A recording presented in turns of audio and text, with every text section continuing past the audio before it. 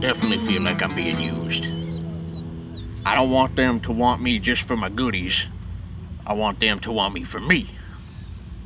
It's the same problem I had with my ex-husband. I think I might have to put him to the test a little bit. See who's genuine. Try to weed out the red flags, so to speak. The ones who disobey. We'll see if I can weaken their resolve enough to realize there is no way out of this. Then I know they'd love me.